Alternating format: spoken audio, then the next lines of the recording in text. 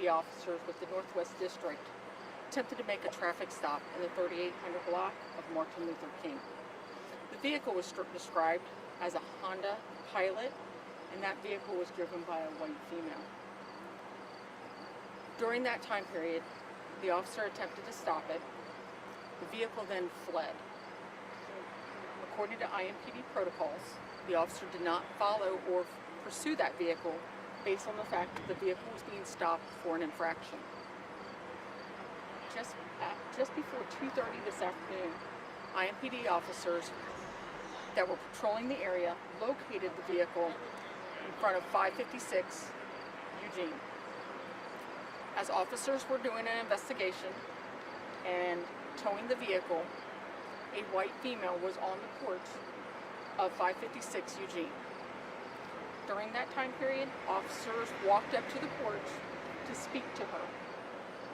As they approached, she showed that she had a gun on her. Officers immediately gave her commands not to touch the weapon, not to make any motions for the weapon. She then reached for the weapon despite the commands the officers gave. 4 officers then fired their weapons, striking the female.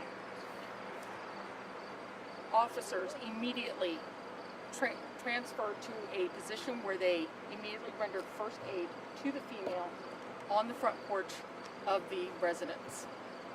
IFD and IMS responded to the scene and pronounced her deceased here at the scene. We know this is a white adult female. This is still ongoing. All the officers who fired their weapons were equipped with body-worn cameras. These cameras will be reviewed. The IMPD Critical Incident Response Team responded to the scene. They will be conducting a criminal investigation, which is standard protocol in any officer-involved shooting. The Marion County Prosecutor's Office also responded to the scene. They are being consulted throughout this entire investigation. A separate administrative investigation is being conducted by the IMPD Internal Affairs Unit. The Civilian Majority Use of Force Board will review the case and determine if IMPD policies and procedures were followed during this incident. Again, this is all preliminary information. As this investigation unfolds, we expect to have more information for you. But as of right now, that is all we have. Do you have any questions? Some witnesses said that they saw police with tasers out when they approached the woman. Is that true, that any tasers were out before? At this time, we're still reviewing the videotapes on that, so all of those things are still under investigation. As soon as we're able to collect all the information for witnesses, any other video information, that's when we'll know more as this progresses. Were there any children inside the home, Janae, at the time? It's not that we're aware of. This is still ongoing, but we have no information that any children be in the home at the time. Some witnesses said that after the shooting happened, that they did see police go inside the home, like they were searching to see if anyone else was inside. Did police do a search of the home inside after? I am not sure if they did or not. However, I could see where officers could do that for a safety sweep. And that's just to make sure that there was nobody else in the home or residents, that may be hurt, harmed, and for their safety and everybody involved. And someone said that there was a school bus that was just doing the regular out dropping off kids when this happened. Can you give us any details of, was the school bus rerouted? Did the school bus go through during this time, or any information? The one thing I do know is because there was a school bus up there dropping off children, I know I assisted one of the children to their father who was waiting at the corner. We made sure that each one of the kids that may be in this neighborhood got safely home. And that was one thing too, Janae, when I was talking to some of the parents, they were saying this is causing them to ask a lot of questions. And what would you say as far as how parents could talk to their children about what's going on? I think a lot of them just said they were scared, they have a ton of questions. There are a number of resources that you can use. Reach out to some of the children's centers or even the Child Advocacy Center.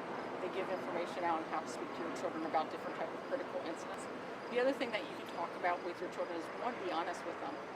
Be upfront with them. Use words that they understand and not words that are above their comprehension level. When you're talking to children and knowing exactly what to do, you have to be honest. They can see right through you if you're not telling the truth. But give them warning, make them understand that if they do see something happen, please get out of the area, stay away from it. Go tell their mom, go tell their dad, go to safety first. Some people that were out here were upset because the woman did have a firearm on her, and they were saying that she was trying to tell police, hey, I have a gun, and that's when all of this happened. If someone has a gun in this situation, how do you tell police, hey, I have a firearm on me without, alarming police that you might hurt them? Just like that, what you're talking about, that's a great question. And what you have to do, keep your hands away from it and comply with officers. This person is very obvious at this time that she did not comply with the officers. She grabbed the gun and began to pull it out on the officers. Is it safe to assume that that woman, that's her house? You know what? That's still under investigation because of the fact that we're still waiting for a confirmation on our identity to make sure that this is her residence and not somebody else's. And it's also safe to assume that this is the same woman who police initially moved in. We don't assume anything until we prove different things. And right now, that is still under investigation as the detectives are able to speak to officers involved in that, and be able to talk to the officer that was involved in the first incident, and whether or not that same officer was here at the second incident is still under investigation. One more. But that is the vehicle. We believe so.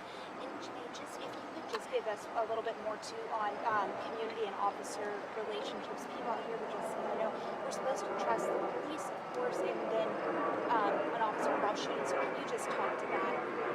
Our officers are out here every day, regardless of the situation, doing their job. Regardless of people will talk bad to us or talk good to us, we're here regardless. We understand that the safety concerns, but look at it. Our officers are here. We're doing our job. They approached the situation in a very casual manner. It was confronted by a person with a gun who wished to pull it and not listen to any information. Thank you. Are you guys any more updates at the scene tonight? Okay. No. Thank you. Thank you.